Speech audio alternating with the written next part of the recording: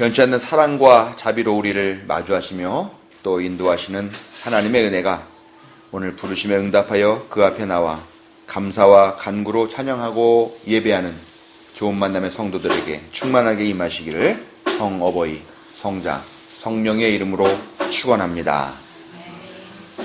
예, 지난 한 주간 다들 안녕히 지내셨습니까? 네. 지난주에 아주 교역자들은 정신없이 좀 바쁘다고 할까요? 그렇게 한 주간을 마무리를 했습니다.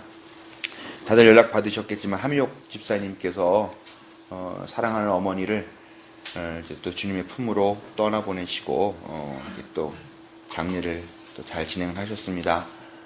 교역자들이 또 문상하고 위로하는 시간 가졌습니다. 또 우리 최우경 집사님 병원에 계시고요. 6주 동안 계시는데 이제 2주 지났다고 합니다. 앞으로 4주 더 병원에 혼자 머물면서 오전에 가서 방사선 치료받고 이렇게 하시는 생활을 또 하셔야 되는데 저희가 또 힘내시라고 교육자들이 가가지고 병문안하고 잠깐 기도회하고 보양식을 좀 대접을 하고 왔습니다. 근데 병문안 하러 한 분 모시고 3명이 가가지고 4명이 갔군요. 병문안 핑계 대고 저희도 보양을 아주 잘하고 그러고 왔습니다. 또 우리 오우수 권사님 오늘 아침에 문자 보내주셨는데 금요일날 귀국하실 거다 그렇게 연락하셨어요. 또 이렇게 알고 있고요. 오늘 이관태 목사님 못 오셨는데 여러분 뭐 신문기사 뭐 뉴스 주의 깊게 보신 분들 알겠지만 울산에 지금 희망버스 가 있는데요. 거기 가셨습니다. 어저께 페이스북에 올라온 거 보니까 막 경찰이랑 뭐 이렇게 충돌 되게 좀 세게 하는 것 같더라고요. 뭐 최루탄 뿌리는 막 그런 사진도 막 나오고 그렇게 할 텐데 아마 거기 가서 고생 좀 하시고 올라오시게 되지 않겠는가 이렇게 생각을 하고 있습니다. 또 강경숙 집사님 어머님이 지난주에도 그렇게 얘기를 했는데 지난번에 나트륨 문제 때문에 병원에 입원하셨다가 퇴원을 하셨는데 눈에 띄게 몸이 쇠약해지고 기력이 없어지셨다 그런 얘기 들었는데 아마 그러고 나서 이렇게 가시다가 다리에 힘이 없어서 이렇게 좀 넘어지셨나봐요. 낙상하셨는데 목을 어디 모서리 부분에 다치셨는데 이 안에서 상처가 생기고 거기서 피가 나는 게 기도를 막아가지고 호흡을 못하셔서 또 응급실 들어가셨나봐요. 그래서 호스를 꽂는 그래서 기도에다 호스를 빼서 외부에서 호흡하는 그런 수술을 하신다는 얘기를 들었는데 오늘 또 중환자실에 계시는데 그것 때문에 오늘 또 함께 참석하지 못하셨습니다. 예, 어제 밤에는 우리 집에 손님이 오셨어요. 윤성근 성도님이 오랫동안 교회 참 못 나오시고 그러셨는데 저녁에 우리 집에 방문하셔서 저하고 재미있게 많이 이야기를 나누었습니다. 보니까 지난 겨울 이후에 좀 병을 좀 앓으셨었나 봐요. 그래서 좀 나름대로 고생도 많이 하시고 또 보니까 요즘 최근에 또 못 나오신 이유 중에 하나가 또 책을 또 이번에 한 권 또 이렇게 내셨더라고요. 그래서 이 책 집필하시고 또 건강도 그렇게 옛날 소설 보면 이렇게 글 쓰는 사람들은 건강이 안 좋잖아요. 특히 폐가 안 좋아서 폐병을 앓으면서 이렇게 어두침침한 곳에서 이게 글을 쓰고 그러는데 우리 윤성은 성도님도 좀 건강 안 좋으신데 또 거기서도 이 책 내시고 그러시느라고 아마 더 건강이 좀 안 좋아지셔서 그동안 함께 예배하러 이렇게 나오지 못하신 것 같습니다. 아무튼 또 이 책 이번에는 좀 재밌는 책이더라고요. 내용이 책 컨책방 하시면은 거기에 별의별 책들이 다 올 거 아니에요. 그 책에다 사람들이 뭐라고 이렇게 글을 써놓는 것들 또 무슨 책갈피 같은 거 이렇게 무슨 뭐 편지 같은 게 꽂혀 있다거나 하면 이제 그런 내용들을 이제 아마 보면서 그런 사람들의 이야기를 같이 나누는 그런 방식으로 쓰신 것 같은데 또 다른 책이 주는 그런 또 묘미가 아닌가 하는 생각이 들더라고요. 네. 가까운 서점과 인터넷 서점을 이용해 주시기 바랍니다. 네, 그리고 또 이 책도 좀 잘 돼서 또 우리 이상부 운영하는데도 많은 도움이 될 수 있도록 여러분들이 기도 많이 해 주시길 부탁을 드립니다. 또 우리 교우들 소식 뭐 있나요? 제가 빠뜨린 분이 없으신가요? 네. 아무튼 모두들 다 건강하게 여러분들의 삶에서 충실하게 잘 살아나가시고 또 고군분투하시는 그런 모습에 감사드리며 저와 또 우리 여러분 모두 응원하고 있으니까요. 기도해 주시고 화이팅 해 주시기 바랍니다. 네. 성교사님 필리핀 단기선교사. 방송이 아니요. 네. 단기선교사. 이따 또 갔다 온 얘기 듣도록 하겠습니다. 1999년 인천 인현동에서 있는 한 건물에 실내 공사 중이던 지하 노래방에서 불이 났습니다. 이 불이 막 번져서 2층까지 화재가 발생해서 호프집, 2층에는 호프집, 정확하게 말하면 청소년들도 드나들 수 있는 콜라텍에서 57명의 청소년들이 사망하는 그런 끔찍한 사고가 발생했었습니다. 여러분 다 기억하실 겁니다. 학교 축제를 마치고 딱히 갈 데가 없었던 고등학생들, 중고등학생들이 콜라텍에 모여 있었었는데 이 사건이 특별히 문제가 됐던 이유가 뭐냐면 이 호프집 사장과 경찰 사이에 아주 추악한 뒷거래가 있었다. 그 호프집은 당시에 영업 정지라는 처벌을 받아서 영업을 할 수가 없었는데 영업을 했던 거죠. 이 주인이, 사장이 정기적으로 경찰에게 돈을 상납했고 경찰이 이를 묵인해줘가지고 영업을 하게 되었던 것이고요. 그리고 호프집에서 청소년들이 들어올 수 있는 이런 콜라텍 영업으로 그렇게 하고 있었던 당시에 불이 나는 그런 사고가 나게 된 것이었습니다. 그리고 불이 나서 학생들이 막 대피를 하려고 하는데 콜라텍의 지배인이 바깥으로 나가려는 학생들을 가로막고 문을 걸어 잠근 채 돈을 내라 라고 요구를 또 하였다고 합니다. 그런데 불이 확산이 되자 지배인은 자기만 아는 비상구로 탈출을 하여서 나갔고 57명의 학생들은 목숨을 잃게 되는 그런 끔찍한 사고였습니다. 저도 그때 인천 호프집 사건, 화재 사고 그런 내용만 들었지 이런 자세한 내용들에 대해서는 좀 최근에 알게 됐습니다. 그런데 이 가게의 주인이었던 사람은 이름이 정성갑이라고 하는 사람입니다. 이 사람은 이 일로 5년 동안 감옥에서 복역을 했다고 하고요. 또 이 사람이 저지른 이 일이 워낙 사회적으로 물의를 일으킨 그런 사건이었기 때문에 이 사건에 대한 책임을 물어서 10개월간 독방 생활을 또 하게 되었다고 합니다. 그런데 이 정성갑이라는 사람이 이 10개월간의 독방 생활을 하게 된 이때에 하나님을 만났고 출소한 후에는 찬양 사역자가 되었다고 합니다. 그는 그 신문의 인터뷰에서 뭐라고 그러냐면 노래는 복음을 전하기 위한 목적이죠. 하나님이 저를 찬양 사역자로 쓰기 위해서 그곳에 보내지 않았나 싶어요 라고 말했다고 2007년 기사는 전하고 있습니다. 보통의 교회에 가서 이런 이야기를 하면 할렐루야, 아멘 이렇게 얘기를 해야 되는데 우리 교회는 안 하네요. 이래서 제가 외부 목사나 부흥사들을 초청을 못합니다. 우리 교회 반응이 썰렁할까봐. 이 내용 들으신 여러분들 마음에 어떤 생각이 가장 먼저 떠오르는지 궁금합니다. 대충 알겠어요? 아멘을 안 하는 이유가. 이렇게 죄 많은 사람이 하나님 만나가지고 변화도 새 사람 됐다 그러고 찬양사역 됐다 그러는데 왜 아멘을 안 할까? 마음속에 좀 찝찝한 게 있죠. 하나님이 찬양 사역자로 이 정성갑이라는 사람을 쓰시기 위해 감옥에 보냈는지는 몰라도 정말 그렇다면 그냥 감옥에 보내지 왜 꼭 57명의 청소년들이 희생되었는가 하는 그런 물음은 여전히 남는다라는 것이죠. 그리고 과연 이 정성갑이라는 사람의 처신이 오 할렐루야 하나님께 영광 하나님이 이 죄인을 변화시켰습니다 거듭나겠습니다 막 하면서 하나님의 놀라운 섭리를 찬양하게 하는 그런 내용인지 아니면 뭔가 찜찜하고 뭔가 기분이 불편하게 하는 그런 건지 좀 생각해 보게 됩니다. 물론 저는 목사로서 한번 죄 지은 사람이라고 해서 평생 그 사람이 그 죄의 그 굴레에 눌려가지고 평생 죄인의 낙인을 간직한 채로 어두운 곳에서 이를 갈면서 항상 그 마음의 죄 때문에 억눌려 살고 저는 그래야 된다고 생각하지는 않습니다. 왜냐? 우리는 죄인을 용서하신 하나님의 은혜를 믿는 그런 기독교인의 신앙을 갖고 있기 때문이죠.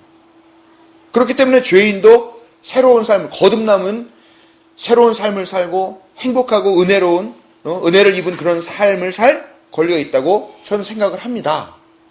그렇습니다만 왠지 이 기사를 보는데 입맛이 좀 쓴 것이 사실이다. 57명의 청소년들을 생각한다면 과연 이 사람이 나와서 화려한 옷을 입고 머리에 멋지게 기름을 발라서 넘기고 그리고 음질이 좋은 기타를 들고 사람들 앞에 웃으면서 멋들어지게 노래를 부르는 그런 찬양 사역자가 꼭 되었어야 하는지, 그 일 말고는 정말 그가 자신이 지은 죄 혹은 비록 용서받았다 할지라도 이미 희생된 57명의 그 영혼을 위로하는 그런 삶을 살 수 있는 그 길이 전혀 없었는지, 솔직히 저도 그냥 무작정 하나님께 영광하면서 그렇게 할 수 없이 좀 판단을 보류할 수밖에 없더라라는 겁니다. 그러나 분명한 것은 그 기사를 스크랩해서 인터넷에 올린 그 사람은 좋은 느낌으로 올렸다는 것보다는요, 기독교인들을 향한 비아냥을 담아서 올렸다는 그런 느낌이었습니다. 이게 사실 꽤 지나간 기사거든요. 2007년도 기사니까 지금은 아마 아주 유명한 찬양 사역자가 돼 있거나 어떻게 돼 있겠죠.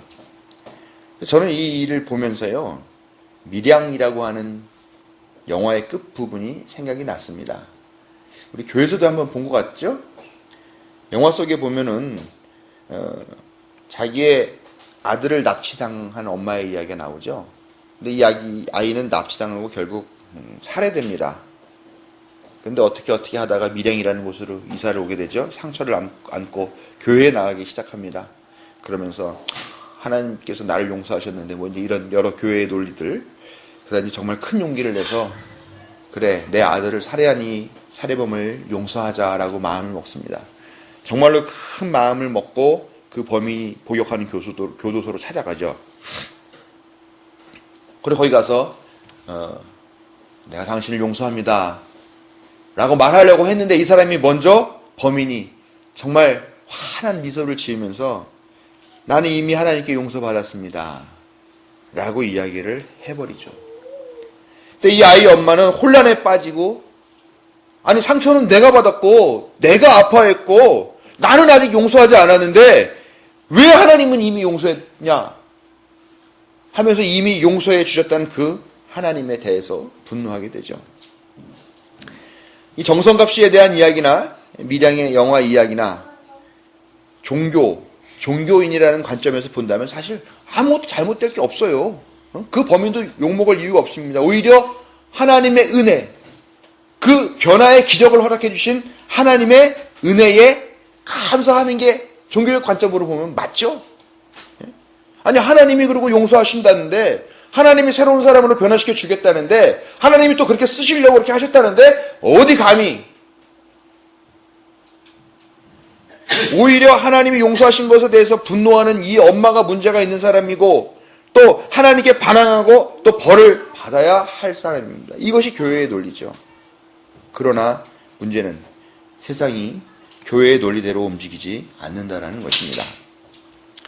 교회는 믿음, 또 교회 그 자체가 최우선이라는 종교 제1주의의 관점에서 모든 것을 판단하고 평가해 온 것이 사실이죠.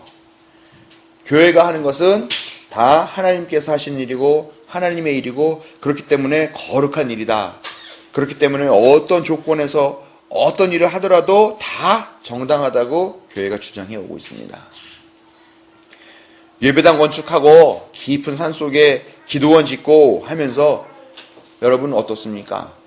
참 교회가 보면은 관공서에 이렇게 저렇게 뇌물도 많이 쓰고 절대 될 수 없는 그런 허가도 많이 받아갖고 와서 예배당 짓고 그러죠. 뭐 최근에 보면은 강남 서초동에 엄청난 규모의 예배당을 짓고 있는 교회가 있죠. 지상권은 물론이고 지하권까지 그렇게 허가를 받아서 지하철역과 직접적으로 연결하는, 전 지금 살면서 백화점이 직접 연결 통로가 있는 거는 봤지만 교회가 앞으로 지하철과 직접 연결 통로가 있게 된다. 참 획기적인 일인데 그런 엄청난 일도 하고 있죠.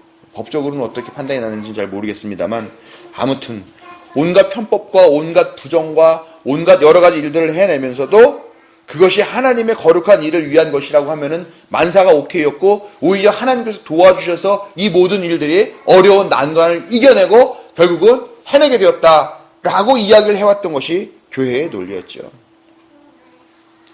뭔 교인이 교회에서 좀 적응을 못하고 있으면 그 교인 쫓아내죠. 교회 돈은 여러 가지 여러 용도로 멋대로 사용하면서도 그것이 하나님의 뜻이다라고 한다면 다 그런 줄로 알고 넘어가는 것이 또 교회였습니다. 교회는 세상의 기준과는 전혀 다른 기준을 가지고 교회와 종교, 하나님을 위한 것이라면 무엇이라도 괜찮다는 그런 논리를 펴면서 오늘에까지 이르게 되었죠. 그러나 과연 그것이 하나님이 진정 원하시는 것인지, 예수 그리스도가 우리에게 제시한 길인지는 다시 묻지 않을 수가 없습니다. 여러분, 오늘 본문 말씀은 선한 사마리아인의 이야기입니다. 우리가 너무나 잘 아는 이야기일 거예요. 아마 정말 많이 아는 얘기, 많이 듣고 많이 아마 연극 같은 것도 많이 하고 그랬을 겁니다. 그럼에도 불구하고 본래의 가르침과 다르게 순진한 동화의 차원으로 이해하는 그런 비유 중에 하나입니다. 자세한 내용은 뭐 다 아시니까 제가 생략하겠습니다. 그런데 하나 여러분들에게 여쭤보고 싶습니다. 왜 제사장과 왜 레위인은 강도당한 사람을 외면하고 피하여서 돌아갔다고 생각하십니까? 왜 제사장과 왜 레위인은 왜 이 강도당한 사람을 피해갔을까요? 대부분의 사람들은 제사장과 레위인이 사람들이 많이 있는 곳에서, 사람들이 많이 보는 곳에서는 착한 종교인인 척하지만 정말 자기가 당하는 아주 작은 손해나 아주 작은 불편은 결코 받아들이지 못하고 거부하는 그런 위선자이기 때문에 그냥 갔다라고 대답을 합니다. 맞습니까? 대부분 다 그렇게 생각하시죠? 그럴 수도 있습니다. 그러나 본래 비유의 의도는 그것이 아닙니다. 제사장과 레위인은 매우 훌륭한 종교인이었습니다. 그들이 하나님께 드릴 제물을 손질하고 제사의식을 거행하기 위해서는 그들은 항상 거룩한 제물을 만지는 거룩한 상태로 유지되었어야 합니다. 소위 부정타면 안 되는 거예요.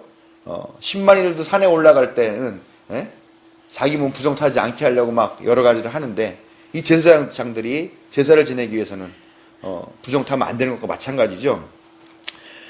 하나님께 제사를 지내는 거룩한 일을 위해서 절대로 죽은 사람 혹은 죽었는지 살았는지 구분이 안 가는 죽어가는 사람과 접촉해서는 안 됩니다. 제사의 규정을 담고 있는 레위기는 다양한 종류의 그 부정타는 그런 내용을 구체적으로 제시하고 있는데, 여기에 따르면 시체는 부정한 것인데 직계가족 외에는 그 사체에 접촉한 자까지도 부정해진다라고 규정하고 있습니다.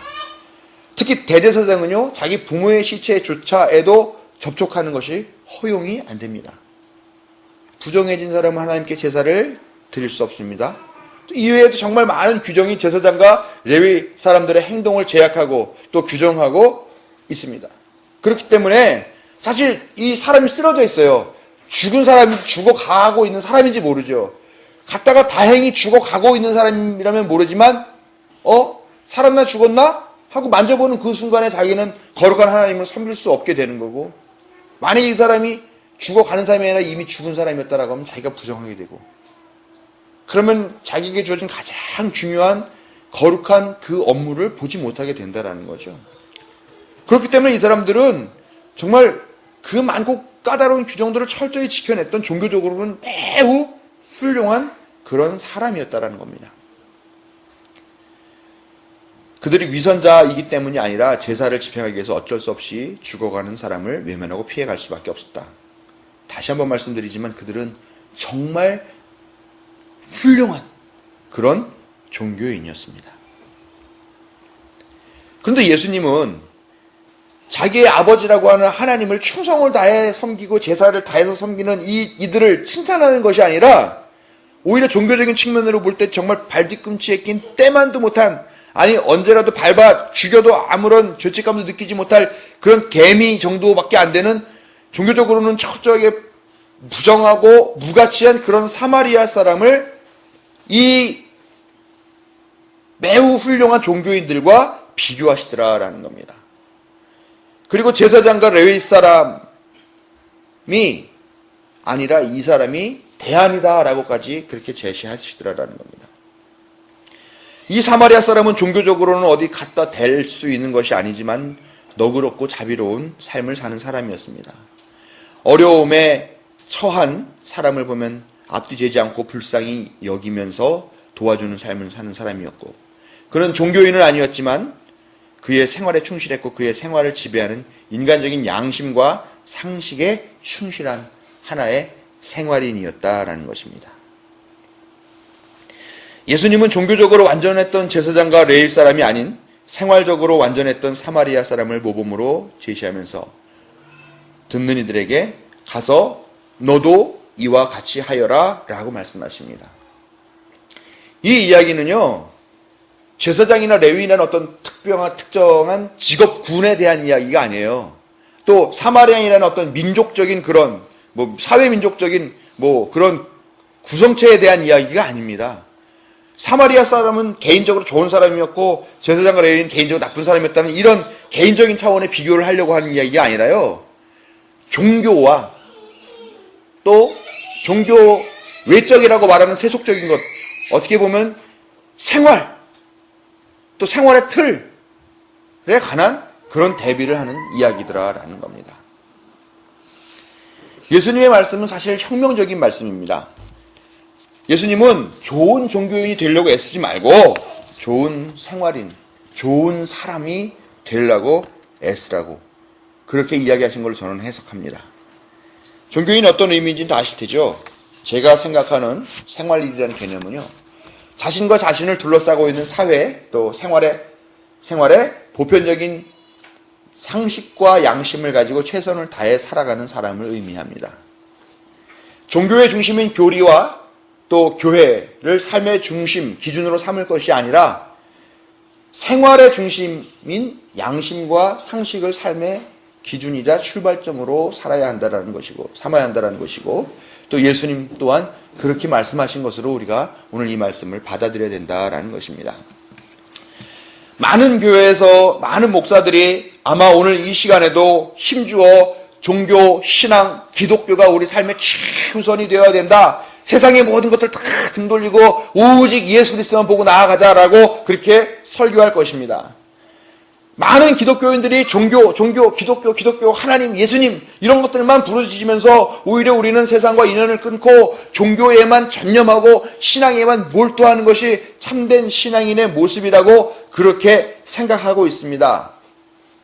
그래서 대부분의 교회는 정치 사회적인 문제에 관여하고 관심 갖고 거기에 비판하고 때로는 거기에 그 운동에 참여하기도 하는 그런 목사나 그런 교인들 보면서 뭐라 그러냐, 가짜 목사야, 가짜 교인이야, 그렇게 비난하면서 때로는 종북 좌파라는 그런 굴레까지 씌우고 있습니다. 저보고도요, 그 대북 인도 지원 사업 하니까 뭐라는 줄 아세요? 그렇게 북한인 줄 알면 북한 가서 살지 왜 여기 사냐고, 넘어가라고 그렇게 얘기합니다. 목사로서 제가 이 일을 하고 있는 걸 아는 기독교인이요.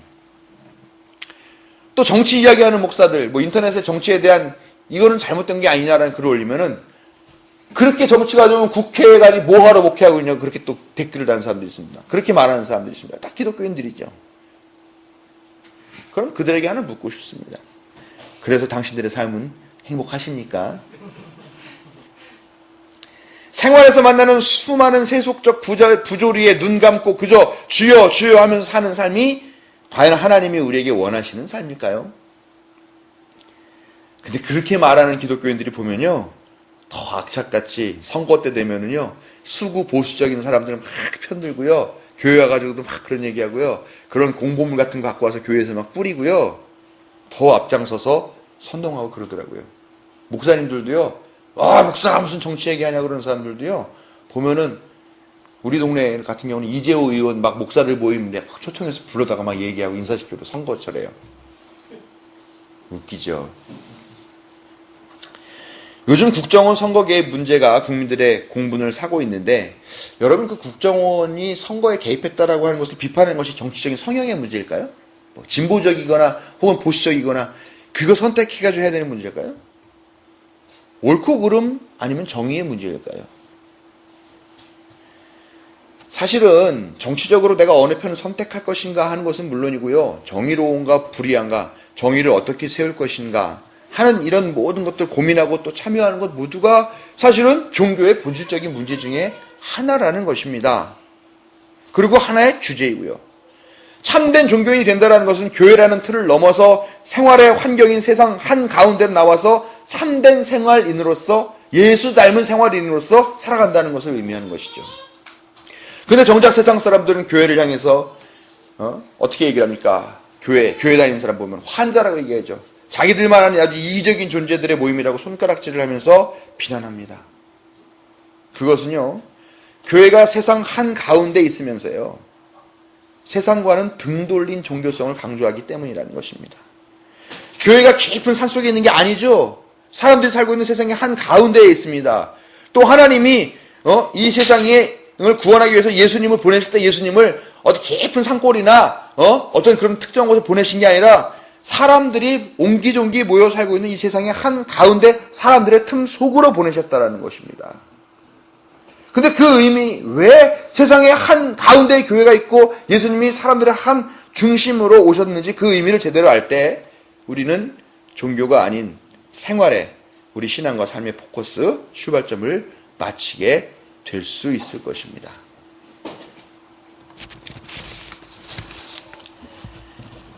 시간 많이 가가지고 내가 이 얘기는 안 하려고 그랬는데 오늘 설교를 엄청나게 많이 준비했어요. 근데 오늘 저에게 한 2달만에 한 번씩 돌아오는 거니까 오늘 부흥회 하는 기념으로 하는 기분으로 조금 시간이 좀 지나가겠지만 얘기하겠습니다. 제가 일하고 있는 단체에 한 의사 운영위원이 있습니다. 우리 단체 운영위원인데 의사입니다. 이름만 대면 다 알만한 아주 유명한 사람입니다. 궁금하시죠? 누굴까? 외국인이에요. 한국말 잘하는 외국인. 아실 거예요. 지금 정부 꾸려지는데 박근혜 정부 탄생하는데 아주 역할을 많이 하는 그런 사람이 하나 있습니다. 지난번에 우리 단체가 낮은 선봉지구에 비타민을 공급하는 그런 사업을 했어요. 종합 비타민제를 아이들에게. 그래서 그 일로 낮은 선봉지구에 다녀왔는데 그 다녀온 내용에 관해서 글을 좀 써달라고 했더니 자기 너무 바빠가지고 못 쓴다 그럽니다. 정말 바빴어요. 원래 바쁜 사람인데 또 대선과 관련해서 또 맞물려 있어서 또 정말 바빴습니다. 그렇다고 나보고 직접 와서 인터뷰를 하고 내가 정리하는 게 어떻겠냐. 그래서 그럼 인터뷰 날짜 잡아달라 그랬더니 안 알려줘요. 마감 날짜는 다가오죠. 그 소식지를 만들어가지고 이제 연말에, 이제 연초에 우리 후원한 사람들에게 이렇게 보내주는 그런 역할을 쓰는 건데요. 그래서 일전에 회의에서 그분이 보고했던 내용을 토대로 제가 글을 써서 그걸로, 그 글을 써서 그걸 이메일로 보내주고 혹시 잠깐만 시간 내서 잘못된 내용이 있으면 좀 고쳐달라고 했어요. 그랬더니 계속 안 보더니, 그래서 왜 안 보냐 얘기했더니 네가 갖고 와라 그렇게 얘기를 하더라고요. 그래서 갖고 갔어요. 직접. 한참 앉아서 그 대기실에서 기다리고 있었어요. 그랬더니 한참 기다렸더니 한참 후에 자기 진료실 들어오라 그러더라고요. 들어갔는데요. 들어가서 와서 인사 한번 하고 나더니 또 계속 자기 일을 보는 거예요. 전화 오면 전화 다 받고 얘기하다가 또 전화 오면 전화 받아요. 전화도 간단하지도 않아요. 그때 막 복잡한 때 이 사람이 국가 권력의 핵심에 이제 있는 그런 거니까 별의별 사람들이 다 전화가 오는데 전화가 한 10분, 20분, 30분 막. 아니 나는 기껏해서 갖고 간 게 A4 2장짜리 갖고 간 거거든요. 그러면서 자기 자랑 다 하고 자기가 지금 얼마나 중요한 위치에 있는지 얼마나 많은 사람들이 지금 나를 찾고 있는지 그런 얘기를 다 하고 거만하게 나한테 충고하고 요즘 목사들이 어쩌고 저쩌고 얘기하고 아무튼 그렇게 1시간이 넘게 그 진료실에 마주 앉아서 그 A4 2장짜리 고친 것도 몇 개 안 돼요. 그 내용 때문에 앉아 있으면서 정말 뭐 이런 사람이 다 있나. 제가 목사니까 뭐 이런 XX는 아니고요. 뭐 이런 사람이 다 있나. 근데 이분을 좋게 얘기하는 분이 거의 없더라고요. 교만하고 거만하고 남 얘기 잘 안 듣고 자기 얘기만 하고 말도 함부로 막 하고 아무나 가르치려고 들고 하는 그런 사람이라고요. 근데 얼마 전에 이분이 우리 사무실에 나 운영위원 안 해 샹 하면서 공문을 만들어가지고 등기부편으로 보냈어요. 그래서 갑자기 이게 왜 뜬금없이 뭐가 또 삐져갖고 일어나. 전번에도 한번 그런 적이 있거든요. 뭐가 또 삐졌나 해가지고 막 알아봤어요. 그랬더니 그 병원이 기독교의 병원이에요. 그리고 병원을 총괄하는 원목실의 원목 실장 있죠. 그 원목 실장님이 있는데, 목사죠. 병원의 목사. 이 원목이 나름대로 프로젝트를 하나 구상을 한 거예요. 뭐냐. 의사들이 수술을 하기 전에 의사와 간호사와 환자 다 수술실에 딱 들어가서 수술하기 직전에 하나님께 같이 기도하는 그런 프로젝트예요. 그래가지고 그런 규범을 정하기로 하고 그렇게 하면 어떻겠느냐. 그래서 의사들이 꽤 많이 동의를 해가지고 이걸 하기로 한 겁니다. 하기 전에 이제 최종적으로 회의를 하는 거죠. 근데 문제가 있어요. 기독교 병원이라고 해서 기독교인만 오는 게 아니잖아요. 그러면 비신자들도 오는데 그 사람들이 기도하는 것을 원하느냐? 원할 것 같습니까? 안 원할 것 같습니까? 안 원할 것 같아요? 원해요. 원합니다. 왜냐? 자기가 지금 삶과 죽음의 기로 앞에 있기 때문에 그런 믿음이 약해져요. 그런데 이 원목은 그렇게 사람의 감정이 약해 있을 때 뭐 이 기도를 갖고 들어가자라고 얘기하지 않고요. 그러면 기도를 하되 대신 비신자들한테는 마지막에 예수 그리스도 이름으로 기도했습니다. 아멘을 빼고 기도하자. 이렇게 제안을 한 거죠. 여러분 생각은 어떻습니까? 괜찮습니까? 안 괜찮습니까? 괜찮죠?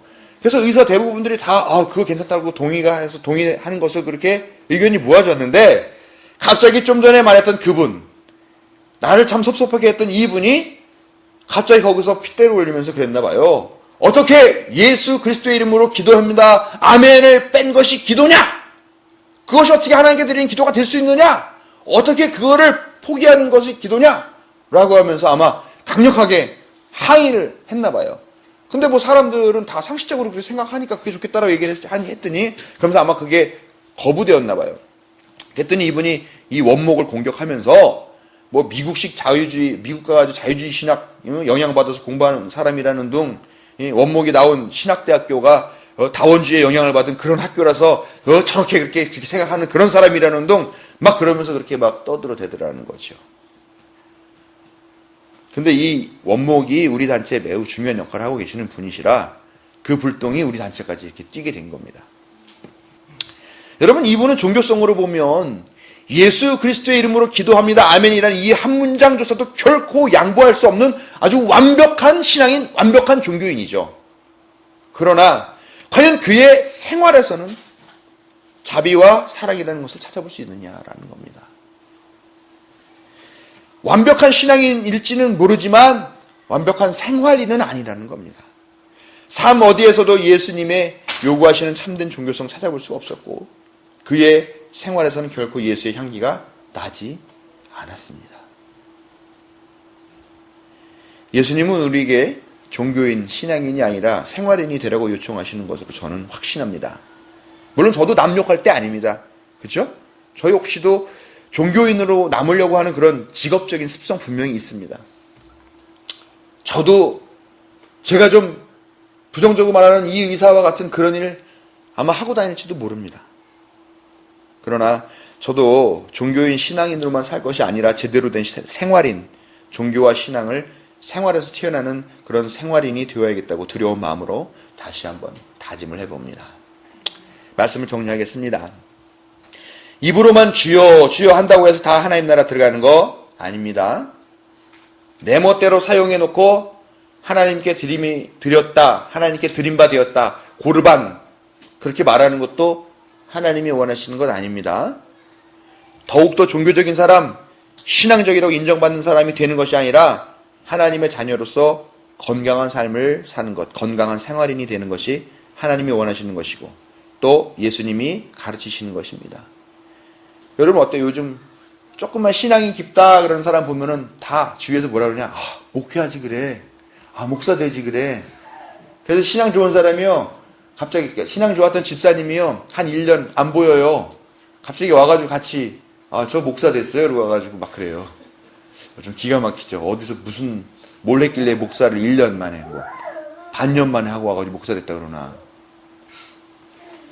근데 조금만 신앙심 깊다 그러면 목사 되라고 붙이기는 그런 시대죠. 예? 목사들도 또 그럽니다. 신앙 좋으신데 신학 한번 해보시죠. 저는 예수님의 가르침을 받은 사람이니까 저한테 와서 신앙이 좋다, 목사가 되고 싶다 이렇게 얘기하시는 분들은 저는 이렇게 얘기할 겁니다. 목사 되지 말고 생활인이 되십시오. 이왕이면 치열하게 살아가는 전문 생활인이 되십시오. 그래서 그렇게 하나님께 영광 돌리고 하나님을 하십시오. 바른 신앙, 바른 종교관으로 무장한 전문 생활인이 된다면 우리 자신은 물론 우리가 속한 모든 공간과 시간, 환경이 행복해질 것으로 확신합니다. 여러분 종교에만 몰두하지 마시고 여러분 생활에 몰두해 보세요. 건강한 생활에 몰두해 보세요.